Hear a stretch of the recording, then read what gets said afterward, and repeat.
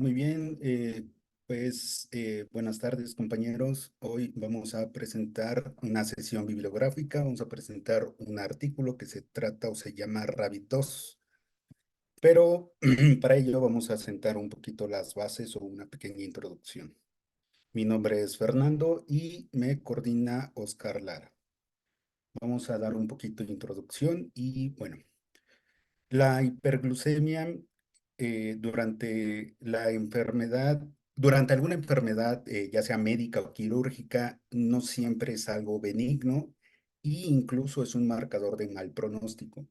Esta idea antigua, o más bien esta idea de que es algo benigno, ha generado que haya una barrera y que se genere un infratratamiento para esta hiperglucemia. Asimismo, la hiperglucemia se asocia con incremento en complicaciones intrahospitalaria, como es disfunción multiorgánica y diferentes infecciones, además de que prolonga la estancia hospitalaria, aumenta el riesgo de ingresar a terapia intensiva, la incapacidad tras egreso del hospital e incluso mortalidad. Particularmente en posoperados, aumenta el riesgo de neumonía, sepsis e infección en el sitio quirúrgico. Por otro lado, la hipoglucemia, que es el lado contrario, se asocia también con desenlaces desfavorables y aumenta considerablemente los costos intrahospitalarios. Hay evidencia por ahí experimental de que la hipoglucemia se asocia con la adquisición de síndrome de Cutelargo y por tanto eleva el riesgo de arritmias ventriculares. Por tanto, tanto la hiperglucemia como la hipoglucemia, pues es algo que se debe de o requiere un consenso para establecer metas y esquemas. Bueno, se necesita consensos. Eh, pero bueno, cuando hay que tratar la hiperglucemia, primero hay que definir, ¿no? La hiperglucemia intrahospitalaria se define como aquella que está por arriba de 140 sobre, 140 miligramos sobre decilitro. Particularmente perseguimos metas. Las metas actuales o las recomendaciones es que se mantenga una glucemia entre 110 y 140 en ayuno preprandial, entre 140 y 180 al azar, y incluso, bueno, en algunos pacientes que estén muy bien vigilados, como sucede en la terapia intensiva, incluso se puede mantener también al azar entre 110 y 140. Sin embargo, en pacientes que tienen un pobre pronóstico o que no se disponga del material para tener una vigilancia estrecha, se puede permitir hasta 200. Siempre que ingresa un paciente con o bueno, que se trata un paciente con hiperglucemia en el hospital, siempre se va a preferir la terapia con insulina. Em, la infusión continua normalmente se maneja en la terapia intensiva cuando hay un tratamiento prolongado con esteroides o cuando hay una crisis hiperglucémicas. Se debe vigilar estrechamente el potasio. Ya cuando se transita hacia dosis subcutáneas es aquellos cuando ya hay una estabilidad hemodinámica, las glucosas son estables, ya existe un plan de nutrición y evidentemente ya se resolucionó las complicaciones. Ahora bien, ¿qué esquema hay que elegir para tratar a la hiperglucemia con insulina? Y bueno, aquí les muestro algunos de los antecedentes. Hoy vamos a revisar el primero de ellos, en el cual muestran o comparan dos tipos de esquema justamente de hiperglucemia en pacientes hospitalizados, no críticos y no quirúrgicos, ¿vale? Pero vaya, hay otros antecedentes en donde han mezclado o han comparado diferentes esquemas. Eh, y bueno, que han ido desde basal bolo contra un esquema deslizable o móvil, regular o mixta, e incluso en los últimos mejorando un poquito más en cuanto al tipo de glargina o de liberación prolongada, de acuerdo a su composición. Ahora bien, el esquema basal bolo es el que se prefiere en la mayoría de las hiperglucemias intrahospitalarias. Existe el esquema móvil o deslizante, que es aquel en el que se va ajustando de acuerdo a las cifras preprandiales. Este normalmente se prefiere en aquella hiperglucemia que es momentánea o leve y que es inducida por algún estrés biológico, además de algunos diabéticos que tienen un buen control metabólico. Existe el esquema Basal Plus, que se recomienda para aquellos pacientes diabéticos, de igual manera con hiperglucemia leve y que están sometidos o van a ser sometidos a algún proceso quirúrgico, aquellos en donde tienen una pobre ingesta oral. ¿Qué hay en cuanto a los medicamentos orales? La mayoría de ellos no se recomienda usar en el ambiente intrahospitalario. Aquí, bueno, podrán ver, por ejemplo, metformina porque aumenta el riesgo de acidosis láctica, las sulfonilureas por el riesgo de hipoglucemia y los demás medicamentos, pues no hay evidencia, pues todavía que evidencie su uso en el ambiente intrahospitalario. Por ahí hay algunas evidencias de que los inhibidores de DPP-4 podrían utilizarse, pero todavía no hay un consenso. Pues hasta el momento, cualquier paciente hospitalizado, insulina. Y ahora bien, ahora ya que tenemos todo esto, las definiciones, cuándo tratar, cómo tratar, con qué y qué esquema elegir, es que vamos a discutir por qué es mejor el esquema basal-bolo. Y es este el artículo, ¿vale? Este artículo es un estudio, nuevamente, en el cual van a comparar, bueno, rápidamente metodología. Es un ensayo clínico prospectivo aleatorizado multicéntrico que se llevó a cabo en 2 lugares y es abierto, no es ciego. Compara la seguridad y eficacia entre 2 esquemas de insulina subcutánea basal bolo versus aquel esquema deslizable o móvil. Se utilizó a una población de 130 pacientes hospitalizados no quirúrgicos, 65 en cada uno. Como criterios de inclusión se seleccionaron todos aquellos que fueron vírgenes o que nunca habían sometido a terapia de insulina, que tuvieran una historia de diabetes conocida de más de 3 meses, una edad entre 18 y 80 años, una glucosa al ingreso hospitalario entre 140 y 400, y que estuviesen ya sea con control o tratamiento previo, con dieta y o terapia oral. De exclusión se eliminaron aquellos que fueran sometidos únicamente a procedimientos quirúrgicos. Los desenlaces evaluados como primarios fue la proporción de pacientes que estuvieron en metas, es decir, abajo de 140 en ayuno hiperprandial, y diferencias en el control glucémico, esto es, los promedios de glucosa diarios. Como secundarios fueron los eventos de hipoglucemia, la severidad de la hipoglucemia, los días de estancia hospitalaria y las tasas de mortalidad asociadas a los diferentes esquemas. Y se utilizó una prueba paramétrica ANOVA de medidas repetitivas, estableciendo como valor P abajo de 0,5 como significancia estadística. Ahora sí, vamos a hablar de los 2 brazos del estudio. Este primer brazo es en cuanto al esquema de basal bolos. ¿Cómo se utilizó? ¿En qué consistió este esquema? Lo primero que hicieron es que suspendieron todos aquellos medicamento oral y se seleccionó la dosis en base a la glucosa al ingreso. Aquellos que tuvieron entre 140 y 200 utilizaron una medida de insulina de unidades de 0,4 y aquellos de 200 a 400 de 0,5. Se dividió la dosis, la mitad como una insulina glargina y la otra mitad como glulicina o de acción rápida. La glargina únicamente se aplicó una vez al día y la glulicina en dosis fue dividido en 3 dosis antes de cada comida. Se utilizó un esquema de insulina suplementaria de acuerdo a valores preprandiales siguiendo el esquema que es el siguiente, ahorita se los explico un poquito más, pero la insulina suplementaria fueron en aquellos pacientes que tuvieron más de 140. Mm, Más de 140, ya sea en alguna de las mediciones que se realizó durante el día. El ajuste de la insulina se realizó,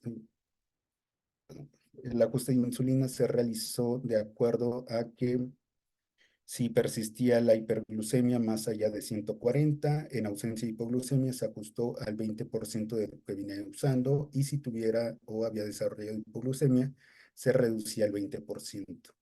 Se tomó las medidas de glucosa 4 veces al día o cada 6 horas antes de cada alimento.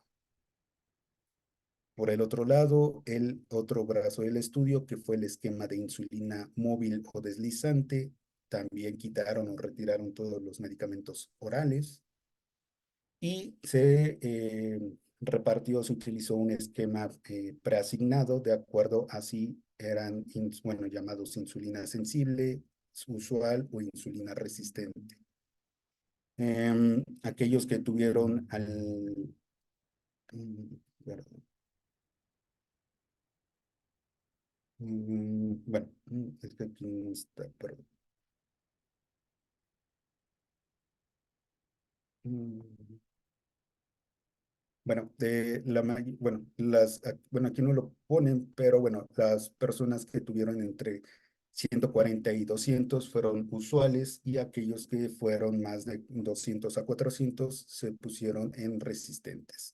El ajuste se pasó de acuerdo hacia si persistía la hiperglucemia en las mediciones en las 4 veces al día, más de 140, se pasó al siguiente esquema, es decir, si estaban insensibles, pasaban a usuales, y si eran usuales, pasaron a resistentes. De la misma manera, si aparecían eventos de hipoglucemia, se reducía una escala. Pero ¿Vale? más bien, los esquemas de insulina que se utilizaron, los pacientes que estaban con el esquema que eran sensibles a la insulina, eran pacientes que usualmente estaban en ayuno. En pacientes que eran usuales, eran pacientes que se encontraban relativamente en control. Los pacientes que pasaban al esquema de resistente eran esquemas que, a pesar de estar con el esquema de usual, presentaban hiperglucemias. Y de los pacientes usuales que presentaban un episodio de hiperglucemia y de hipoglucemia eran pasados al esquema sensibles a insulina. Entonces, nada más aclarar bien eso. Ok, sí, sí, se me pasó ese detalle. Entonces, sensibles aquellos que manejaban la vía oral y iban ajustándose de acuerdo a las metas que tenían a lo largo del día y se iban escalando. Ahora bien, en cuanto a resultados, estas son bueno, hasta aquí son las características basales de los dos brazos de estudio, el esquema basal bolo y aquel deslizante. Prácticamente no hubo ninguna diferencia en cuanto a las características, misma edad, raza, sexo, el índice de masa corporal, los días de estancia hospitalaria, la hemoglobina, creatinina y la hemoglobina glicosilada. La mayoría, aunque no hicieron o no muestran un análisis directo de cómo se repartieron las comorbilidades, ellos reportan que la mayoría de estos pacientes tenían enfermedades cardiovasculares, infecciones, trastornos pulmonares, renales y gastrointestinales. Aquí ya empiezan a mezclar, pero bueno, ahorita me regreso a esta diapositiva. Entonces, en cuanto a características clínicas, no hubo ninguna diferencia. En cuanto a resultados, ellos encontraron que existía una mayor eficacia en el control glucémico en la terapia basal bolos.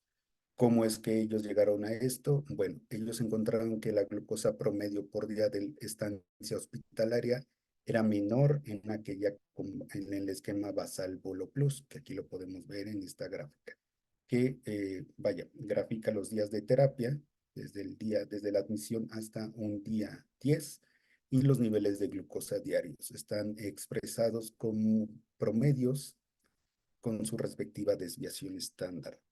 Glucosa promedio en el último día de estancia hospitalaria fue menor en el grupo basal bolo.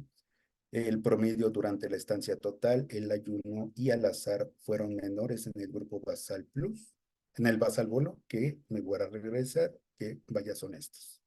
La glucosa durante la estancia hospitalaria, al ayuno y al azar fueron menores en el grupo de basal bolo respecto al esquema deslizante.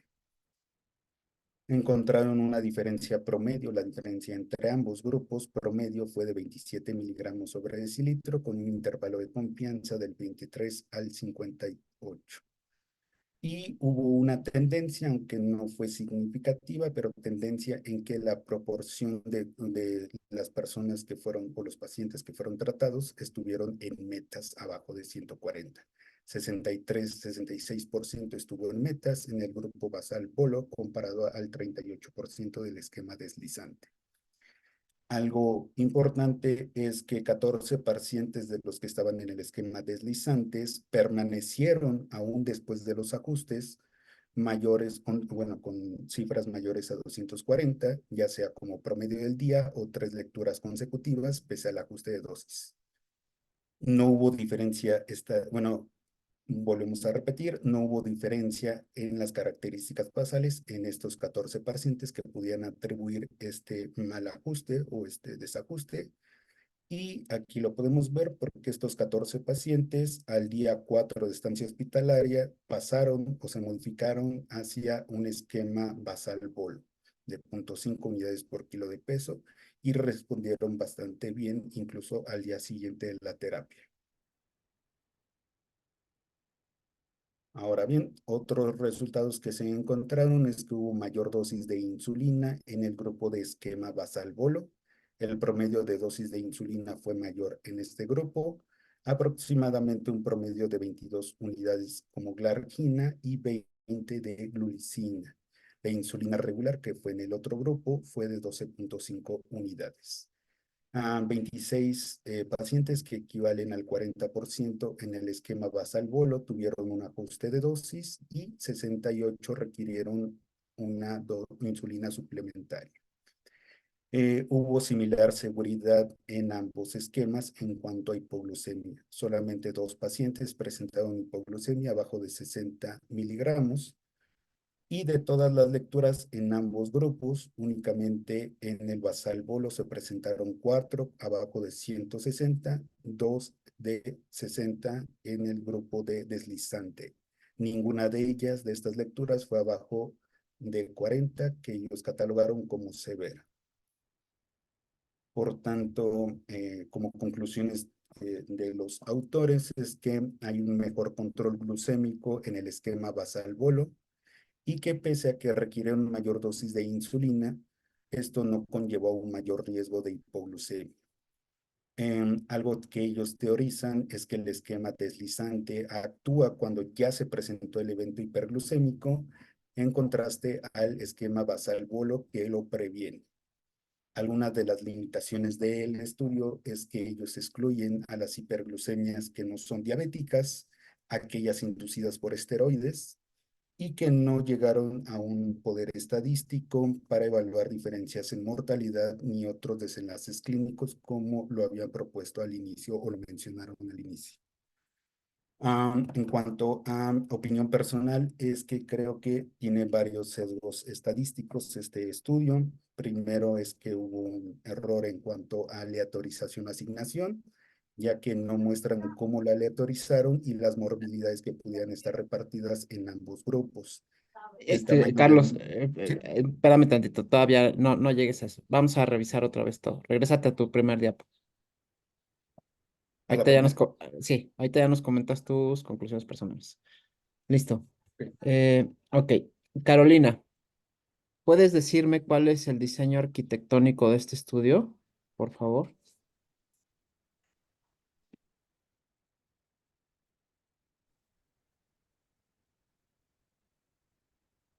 Eh, Creo que aleatorizado, doctor.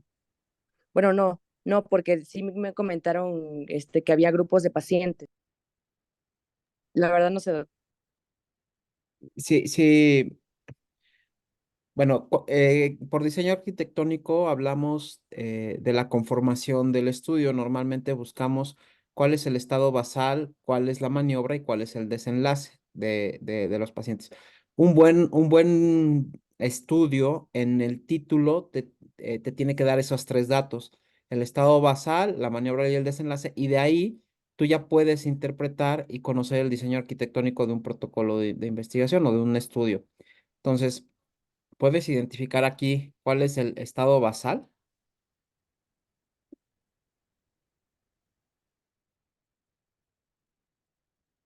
mm, no.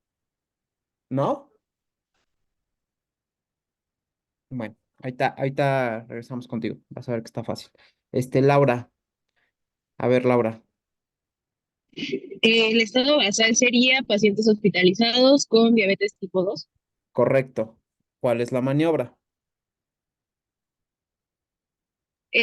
La terapia con insulina, basal bolo, aunque ahí no ponen contra la intervención del otro brazo, pero esa sería Ok. la intervención.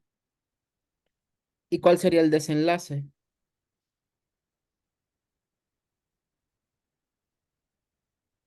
El desenlace sería, pues, si se logró o no el manejo, que tampoco está mencionado como tal en el título, Ese pero es el, o sea, tú nada más basado en lo que en la diapositiva que tienes enfrente. Con el título tú puedes saber en qué consistió la maniobra y en qué consistió el desenlace. el desenlace no. No. Y la maniobra, pues tampoco, ¿no? Porque no sabemos contra qué lo están comparando. Y dice que es un estudio aleatorizado, pero no nos dice aleatorizado a qué. Entonces, realmente, aunque está largo el título, pues no nos permite solo con el título eh, darnos una idea o un bosquejo grande de por dónde va el estudio, ¿no? Bueno, entonces, para cuando hagan ustedes sus protocolos de tesis, acuérdense que siempre tenemos que incluir un estado basal, una maniobra y un desenlace en los protocolos, ¿vale? Dame la que sigue, porfa, Fer. Bueno, aquí nos describe la metodología. Vete, pásate a las primeras tablas. Este estudio tiene una característica muy peculiar. A ver. ah, ah, ah. David, ¿qué te llama la atención de esta tabla?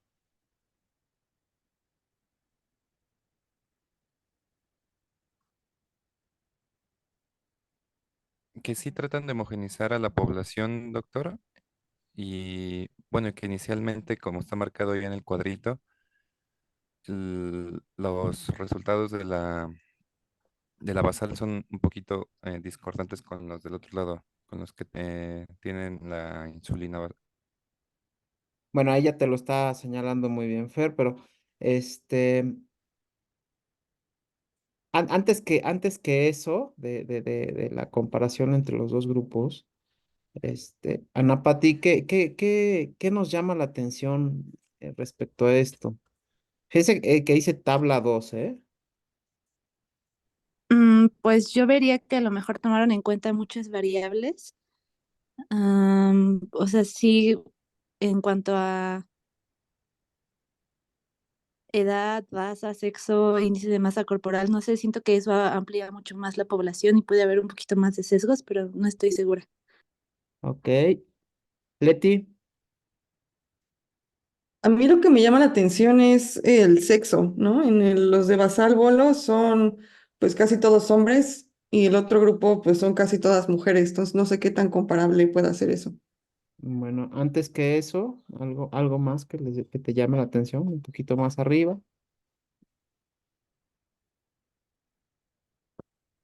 Bueno, a ver, vamos a darle la palabra otra vez a Laura que levantó la mano, porque si no nos vamos a terminar muy tarde. A ver, Laura. Pues a mí me parece interesante cómo parecen sí estar bastante parecidos los grupos, pero pues ya a la hora de cosas que nos importan tanto como cómo están los niveles de glucosa, pues ahí sí hay diferencia significativa. Entonces, pues realmente no empezaron con un basal parecido para hacer las intervenciones. Listo. Bueno, no era lo que me refería. Venga, Sari, diles. No sé si sea en cuanto a la raza, doctor, del estudio. Usualmente No, los estudios están basados en razas caucásicas y la mayoría es en raza afroamericana. No sé si a eso se refiere. no. En los ensayos clínicos controlados, siempre, la tabla uno es las características basales. Y aquí nos la están dando como tabla 2.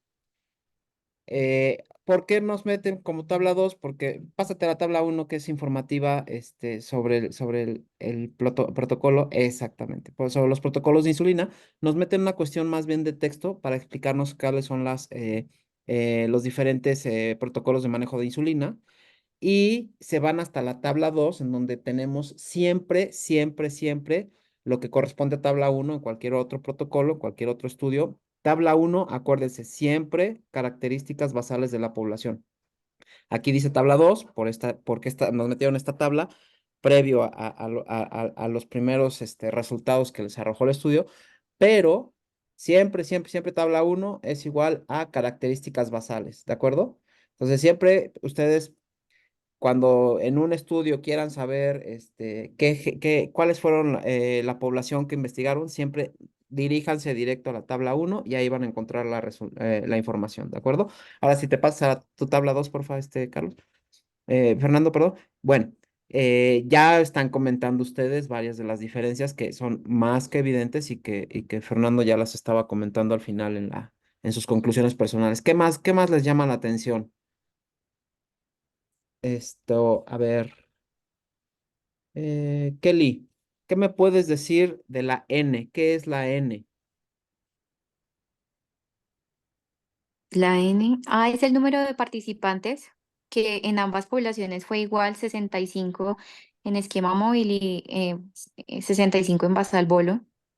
Ok, digo, no tenemos aquí, habría que irse al material suplementario para saber cómo sacaron o cómo calcularon su tamaño de muestra, pero como para encontrar diferencias entre dos grupos, no sé, corríjanme si alguien sabe otra cosa, se me antoja poquito 120 pacientes, ¿no? 130 pacientes.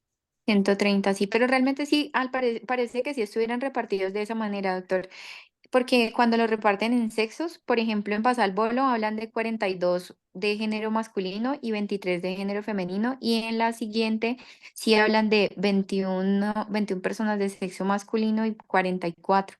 Pero sí es relativamente pequeña la muestra, 130. O sea, cuando tú buscas mostrar diferencias entre dos grupos, usualmente, dependiendo qué tipo de estudio vayas a hacer, pero usualmente pues el tamaño de muestra es grande. Uno, dos, hablando de una enfermedad tan prevalente como la diabetes, pues evidentemente el tamaño de muestra se incrementa. ¿Por qué? Porque tu población potencial de estudio es mucho mayor, así hablas de una enfermedad rara, ¿no? O de una enfermedad poco prevalente. Entonces, de entrada, pues pareciera que es corto el tamaño de muestra. Insisto, habría que remitirse al material suplementario para revisar cómo fue que calcularon su tamaño de muestra. Después, bueno, ya ustedes ya se encargaron de resaltar algunas diferencias en cuanto al sexo. Sari nos habló un poquito sobre la raza. Y bueno, aquí Fer evidentemente nos resalta la diferencia que había en los valores basales de glucosa, ¿cómo se llama? Entre los dos grupos, ¿no? Que son, eh, pareciera considerablemente más elevados en el grupo que recibió que siguió el esquema deslizante. ¿De acuerdo? Bien, ¿alguien más quiere comentar de esta tabla? ¿No? Bueno, dale a la que sigue, Fer. Ok, aquí tenemos las primeras ya gráficas, ¿no? Entonces, ¿quién nos pudiera explicar esta gráfica? A ver, Ale, explícanos la figura 1, por favor.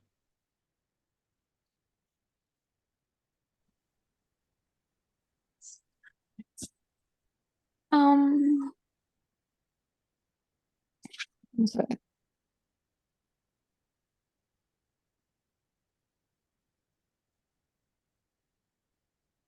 Ok, la figura 1 son los cambios en la glucosa, en la concentración de glucosa en pacientes tratados con glargina y, y glicina. Entonces, por un lado tenemos la glucosa sanguínea y por el otro los días de terapia. Mm,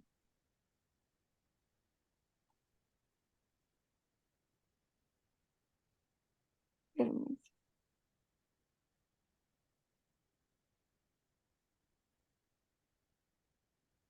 ¿Entendiste bien cómo está el resultado?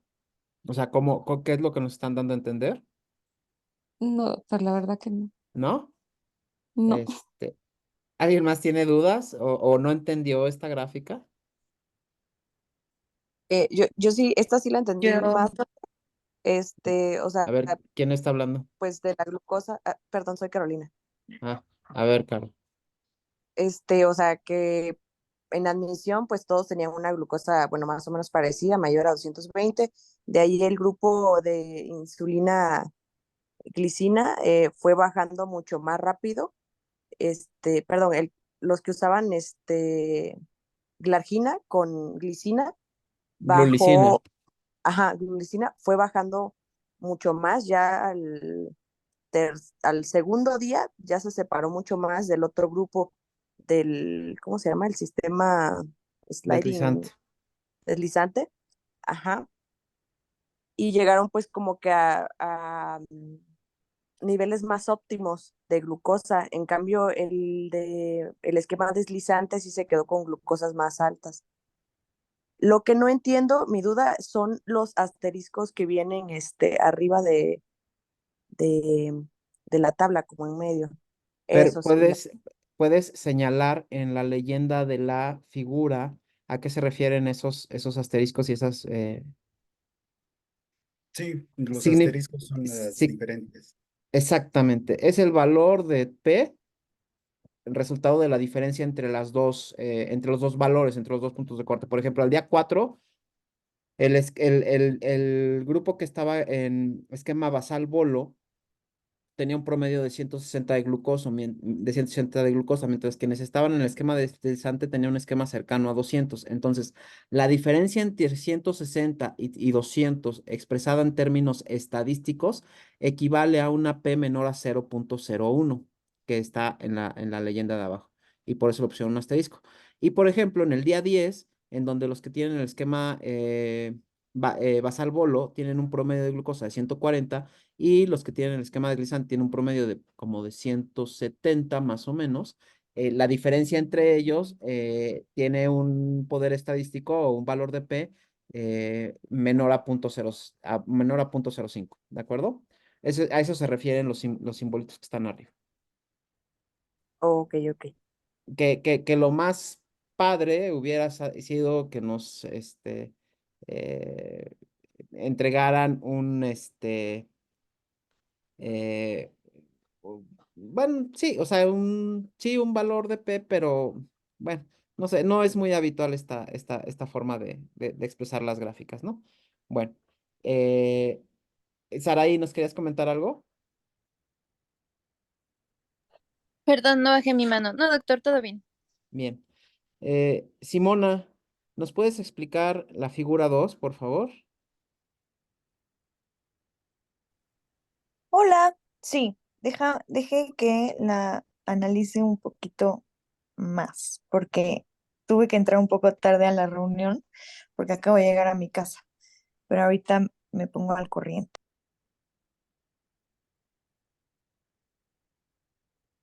Bueno, en lo que analizas la tabla, Leti, ¿nos puedes explicar la figura 2?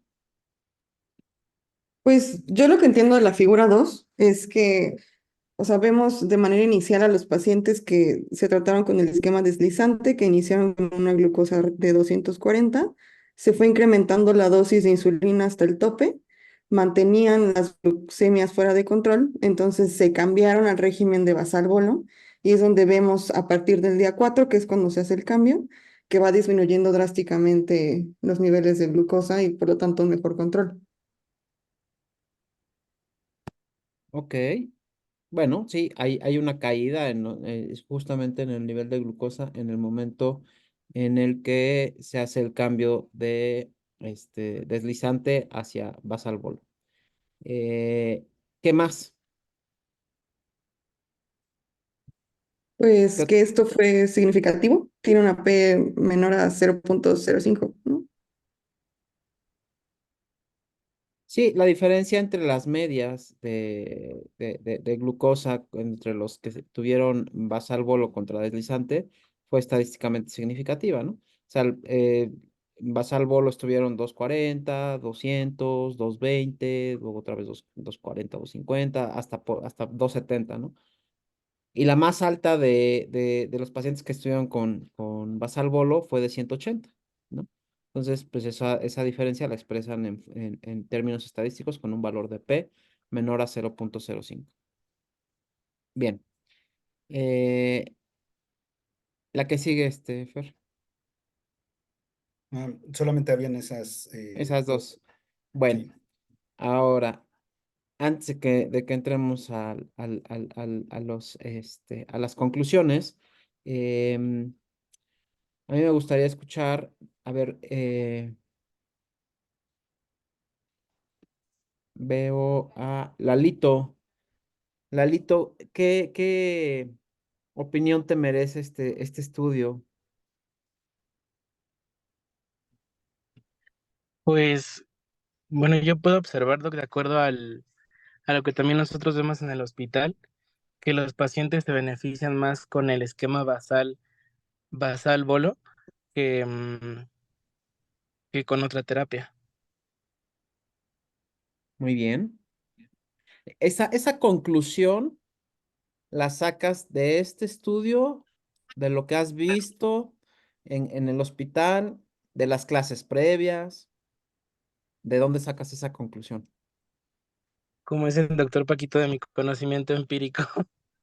Ok, pues yo creo que es un poquito de todo, ¿no? Pero bueno, ok. Este,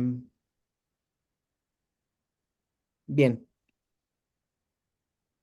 Ah, ¿quién anda?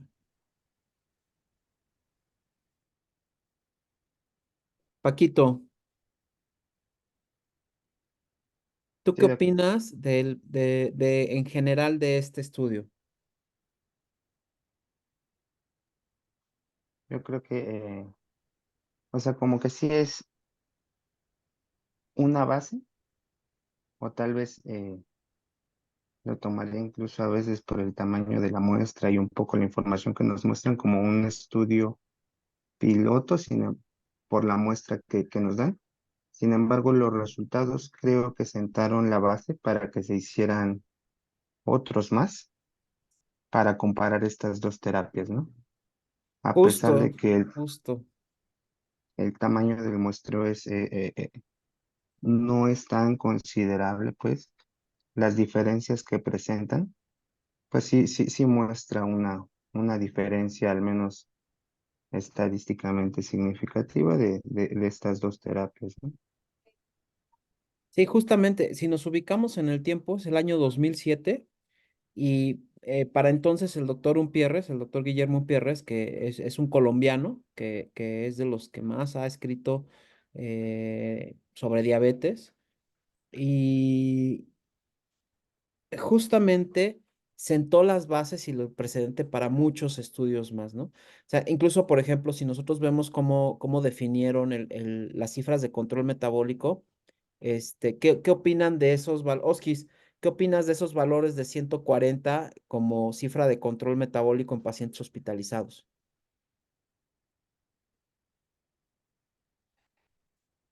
Ok. Pues yo creo que es una terapia. Ay, perdón, estoy muy ronco. Échate un Un tequilita, control. Ajá. un tequilita con limón. Sí. Pues es que creo que 140, pues eso es lo que está escrito. Sin embargo, lo que hemos visto es que es muy difícil mantenerlos en esas metas, sobre todo a pacientes que se encuentran, por ejemplo, en terapias de esteroide, que si bien el Basalbolo nos puede funcionar, pues sí tenemos que estar como más pegados ajustando los esquemas de insulina porque tienen un mayor descontrol. Ok. Este, y bueno, pues, las metas de 140 pues, se describieron porque se ha visto que a partir de esa cifra se han presentado menor número de complicaciones en los pacientes. Este, pero pues en la práctica creo que hemos sido como más laxos en la hospitalización, siempre usamos el rango entre 140 y 180, incluso 180 para utilizarlas, ah, por ejemplo, en el esquema deslizante y aplicar unidades extra eh, cuando están con el esquema deslizante. Bien, Fer Camacho, ¿tú qué opinas de estas cifras de control metabólico? Bueno, como dijo Oskis, pues sí, o sea, ocupamos el 140, pero también, o sea, hay que saber diferenciar entre paciente crítico y no crítico. O sea, en no crítico, pues 140 está bien por debajo de 140 y de crítico por debajo de 180 hasta 140. Y bien, sí hay muchos como factores que nos pueden alterar las glucosas, como dijo los esteroides, el mismo proceso de estrés del paciente, que esté en ventilación. Entonces, bueno, a mi experiencia también, yo recomiendo más que nada usar el bolo pues basal más bien la terapia basal más bolo para mí es como un poquito más fácil de utilizar, así podemos escalar poco a poco el uso de insulina, en mi experiencia. Ok, sí, claro, o sea, por ahí va, ¿no? Recordemos que el Night Sugar, que fue posterior a este estudio, el Night Sugar lo publican en el 2009 o 2010, si no mal recuerdo, y este es del 2007, en donde se establece el punto de corte 140 y 180. 180 para cualquier paciente con, bueno, el Night Sugar fue hecho para pacientes críticos, pero se traslapa a pacientes hospitalizados. Y una cifra de control metabólico de 180 con ellos se considera pues buena, ¿no? Ya por arriba de ellas ya hablamos de descontrol. Y se pone la peculiaridad de 140 para una población muy particular. ¿Para quién es esa población, Ricardo?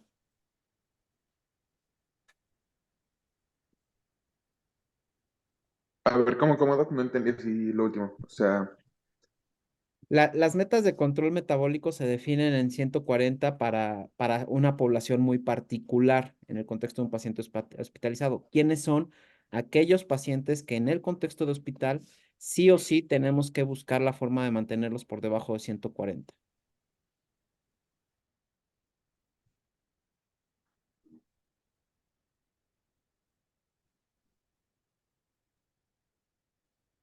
ay, no, Doc. No. Chale. O sea, bueno. Los Este, pacientes, pues serían los pacientes, ¿cómo se llama? Héctor, ¿andas por ahí? En la guardia conectada estará por ahí Héctorín, él sí se la va a saber.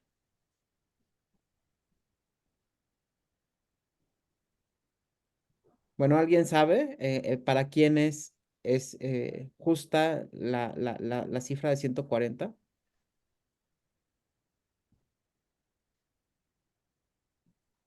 Bueno, es para pacientes con problemas de cardiopatía, que estén hospitalizados por algún tipo de cardiopatía. En ellos la cifra de 140 es la que se busca mantener, ¿no?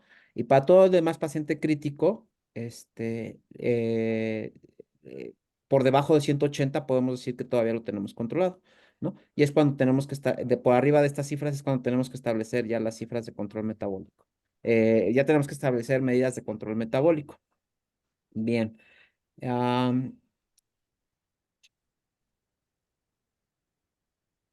Ahora sí, Fer, danos tus conclusiones personales.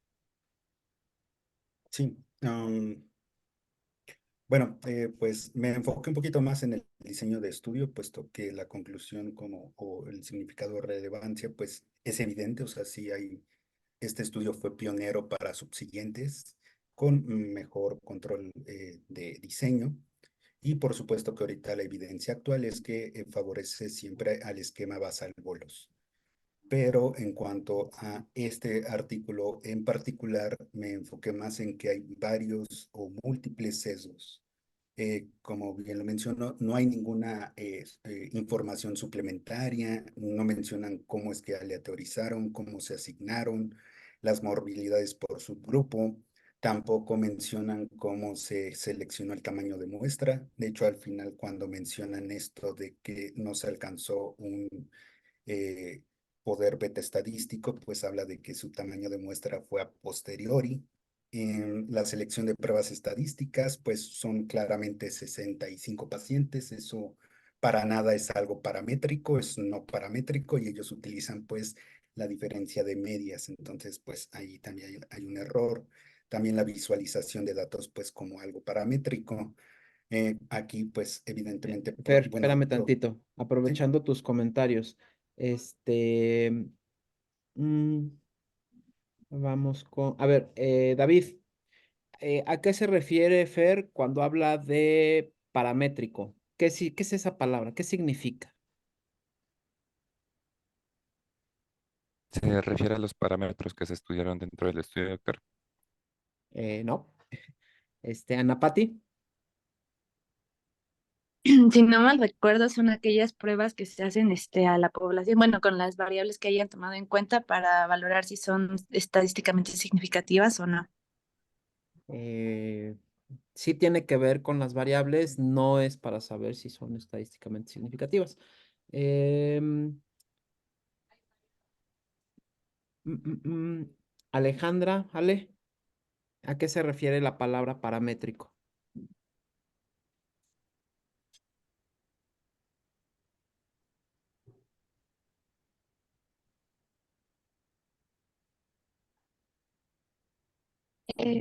Pues no estoy del todo segura, pero no sé si las pruebas paramétricas como que asumen distribuciones estadísticas a los datos, o sea, a los datos subyacentes.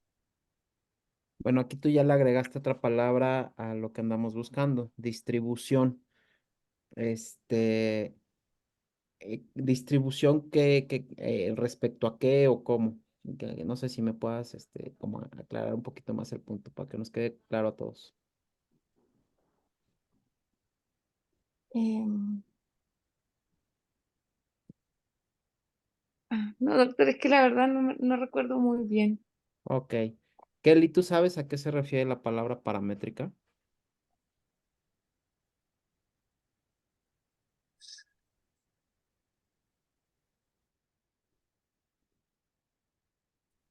Pues yo creería que paramétrico se refiere como a un dato que debe ir en una clasificación específica. Ok. Leti. Los datos paramétricos nos hablan de una distribución normal y los no paramétricos de una distribución no normal, y de ello depende con qué tipos de métricas los evaluamos, si con intervalos de confianza o con si desviaciones estándar o... O sea, sí, parcialmente, pero paramétrico y normal son sinónimos, entonces no los podemos incluir en la misma definición. A ver, Fer, ¿les puedes explicar? Sí, bueno, cuando tienes un grupo de pacientes, la forma en que se distribuyen los datos pueden seguir una distribución normal o no normal. La distribución normal, pues, es aquella que sigue la clásica campana de Gauss, en donde la mayoría de los grupos entran entre 90, ay, no me acuerdo, es el promedio más dos desviaciones estándar. Y para ello, pues, hay pruebas específicas para saber si cumple o no criterios de distribución normal y poder seleccionar estas pruebas.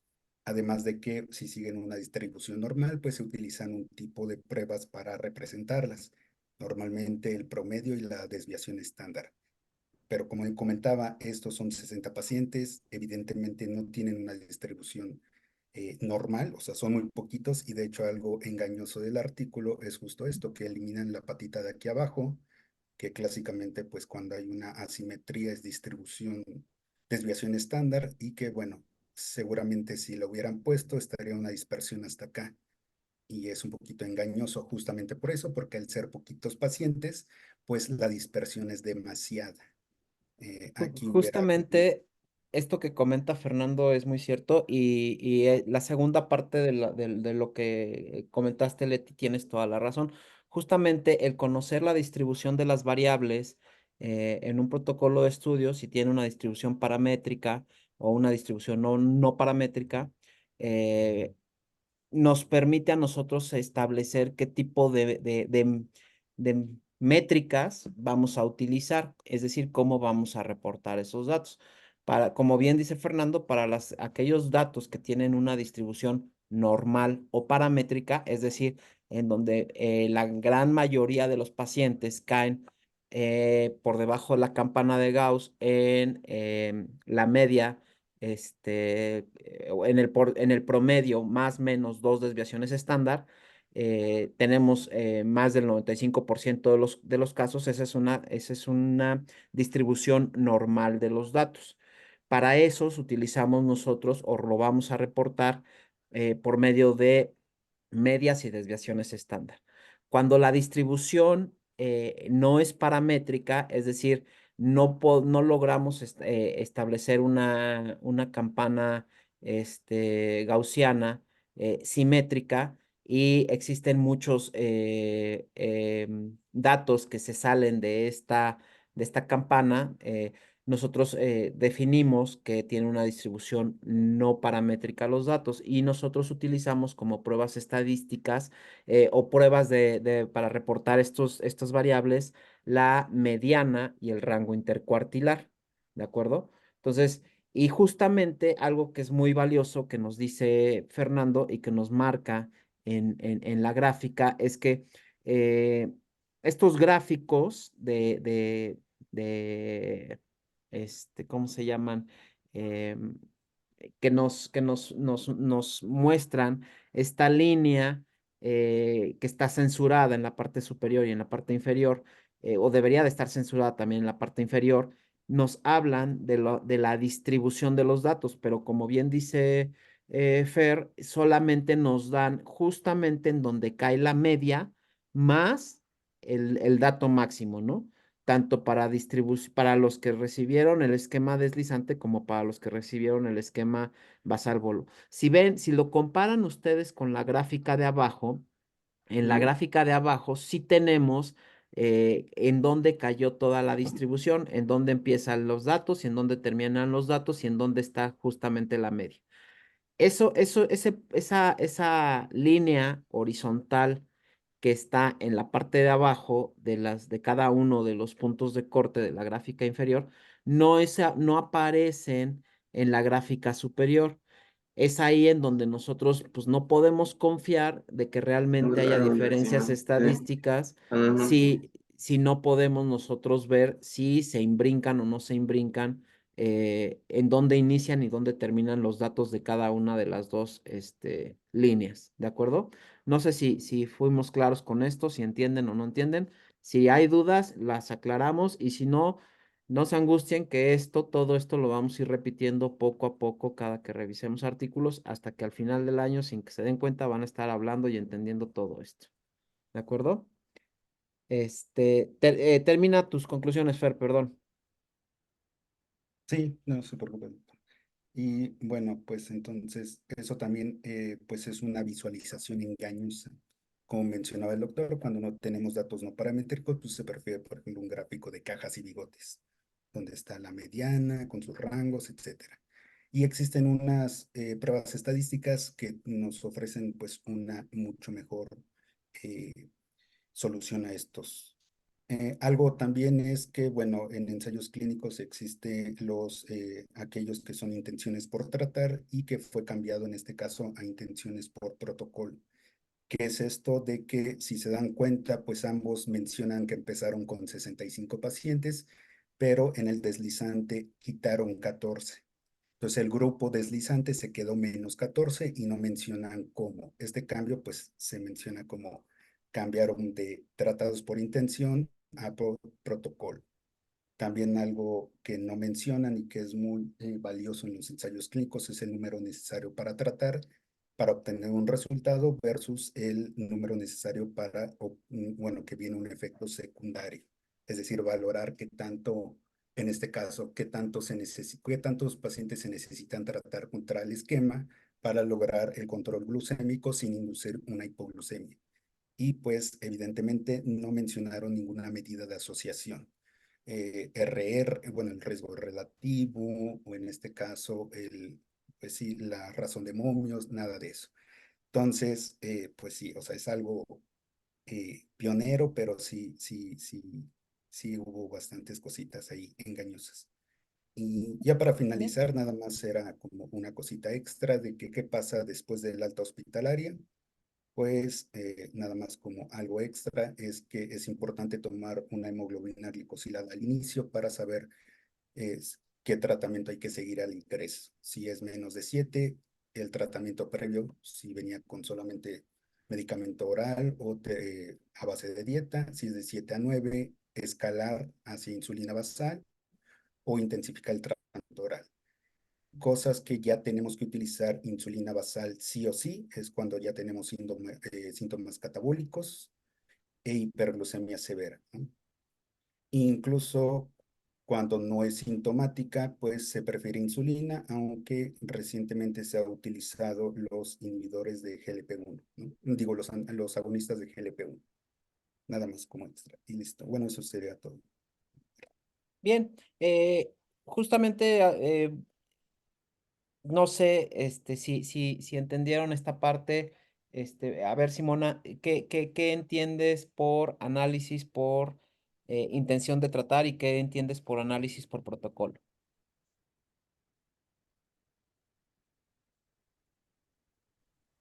La verdad es que no me queda muy claro, pero supongo que un análisis por protocolo, bueno, no podría suponer porque no entiendo.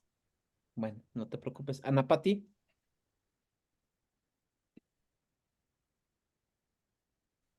Pues que el análisis con intención de tratar justo va dirigido a una población con un objetivo terapéutico. Y bueno, el análisis por protocolo, ahí sí, bueno, no sé, no estoy segura, pero lo veo más como por investigación. No, a ver, ¿alguien nos quiere explicar esto? Que no sea Fernando.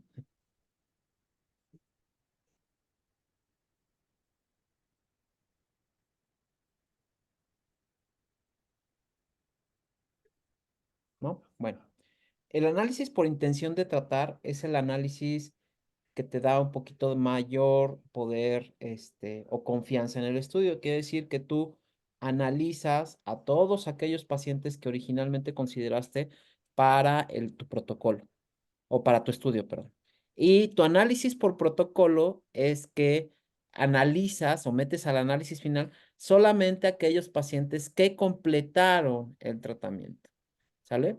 Es decir, si en algún momento no es el caso de este estudio, primero porque el tamaño de muestra es pequeño, segundo porque realmente es un ensayo clínico que se desarrolló en muy pocos días, y tercero, pues estaban todos hospitalizados.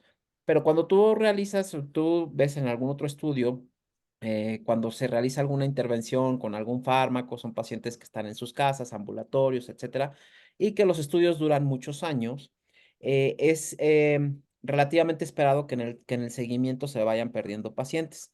Entonces, en el análisis por protocolo, esos pacientes que no concluyeron el tratamiento se excluyen. Entonces solamente tienes el resultado de los que terminaron. Entonces, de alguna forma, no consiste propiamente un sesgo, pero sí le quita un poquito de confianza a tu estudio. ¿De acuerdo? Entonces, un estudio de alta confianza, pues generalmente hacen el análisis por intención de tratar. ¿De acuerdo? Ahora, otra cosa que comentaba Fernando, que es muy cierta sobre que no nos reportan ORs o hazard ratios. Bueno, también habrá que ubicarse en el tiempo, insisto, estamos hablando del año 2007. En el año 2007 todavía se creía que el valor de P era lo máximo, ¿no? Y poco a poco hemos ido migrando hacia obtener nosotros otro tipo de resultados como intervalos de confianza al 95% y hazard ratio o odds ratio o incluso el mismo riesgo relativo, ¿no? Entonces, yo creo que también, digo, sí tantito quizá no les hubiera dado para demostrar. Y segundo, pues la temporalidad en la que se llevó a cabo el estudio, ¿de acuerdo? No sé si alguien quiera comentar algo más para concluir o tenga alguna duda.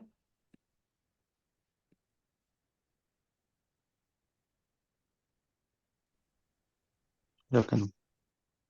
¿No? ¿Todo claro? Bueno, pues la verdad es que es un estudio muy interesante que sentó varios precedentes y que siempre hay que tener presente para, pues es uno de los estudios clásicos de la diabetes, ¿no? Entonces guárdenlo en su este, acervo de revistas de artículos clásicos y listo. Muy bien. Si no hay nada más, pues nos vemos el día de mañana, chicos. Hasta mañana, Doc. Hasta mañana, Gracias, gracias. doctor. Doctor. Mañana. Gracias, hasta luego. Hasta mañana, Bye. bye. Bye.